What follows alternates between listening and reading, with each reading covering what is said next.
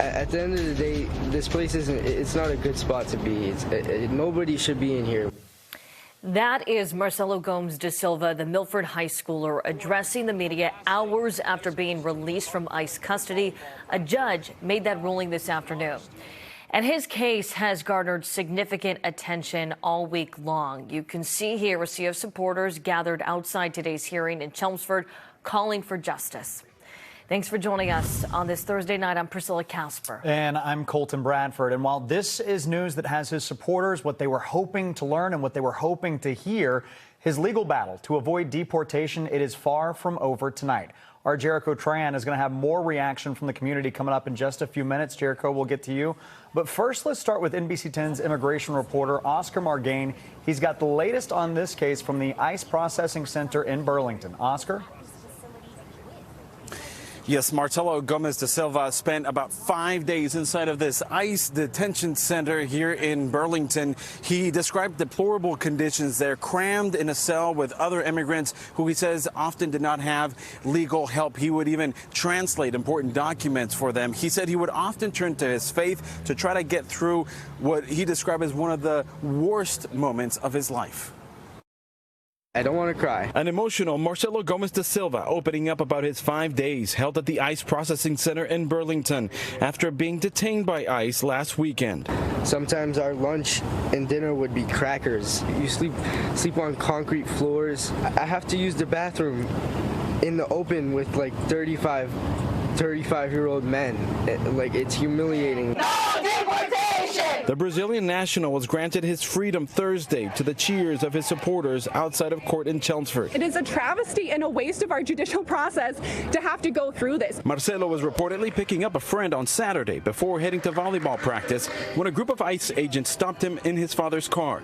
ICE said Monday it was originally after Marcelo's father, but took Marcelo anyway given his lack of legal status. He's in this country legally, and we're not going to walk away from anybody. Why they don't, go to the house and wait for him when they see him, his father go out, they can get him. Marcelo's first cousin, once removed, Marcelo Bastos, attended the hearing in support. He says he's been taking food over to the teen's family's house. The family, they can go out, so they're scared. He acknowledges the mistake they made letting their visas expire a few years ago. They break the law, that he's illegal, so the ICE have to do their job, but you guys know how hard it is, so he's not criminal. Massachusetts Governor Maura Healey weighing in, saying in part, Marcelo should have never been arrested or detained, and it certainly did not make us safer. It is not okay that parents have to question whether their children will come home at the end of the day. These people have families, man. Like, they have kids to go home to, and there's like genuine criminals out there that people aren't giving attention to. They're getting good people that don't deserve to be here.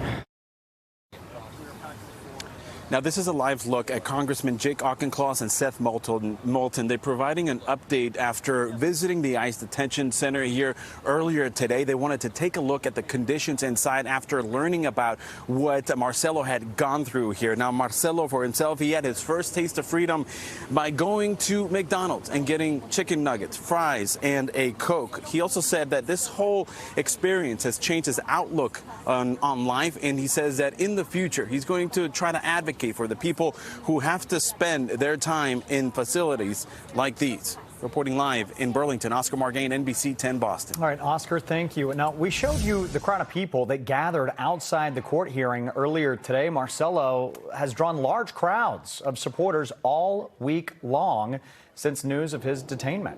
NBC Boston's Jericho Tran is going to continue our team coverage for us right now live in Milton with how folks in town are reacting to his release, Jericho.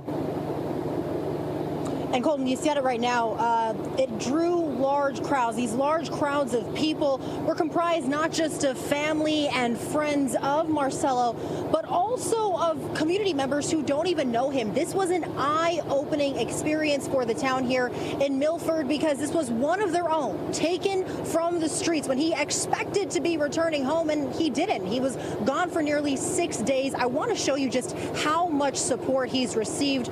Just today, you can see community members gathering outside Milford Town Park, as well as in Chelmsford. It was a mix of former friends of Marcelo's along with community members who heard heard about what happened and really felt impacted by the situation. Once again, this was a teenager who left his home on Saturday with every intent to return home, made his way to volleyball practice, and was snatched from the streets of Milford by federal agents. A well-known high school junior pulled away from his school during finals week. This had an impact not just on those that knew Marcelo, but the community as a whole. Moments ago, I spoke with his cousin, and here's what he had to say.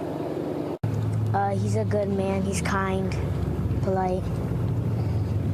How have these last few days been for you? Sad. Why is it so sad? Because I really miss him. His cousin, so young. We know that Marcelo also has 2 siblings as well. So tonight is going to be a very special homecoming for his family. I don't know if you listened to the press conference earlier, but he said he looks forward to hugging his family members. He looks forward to hugging his dog. So definitely going to be a very special night for Marcelo. Very live here in Milford. Jericho Tran, NBC 10 Boston.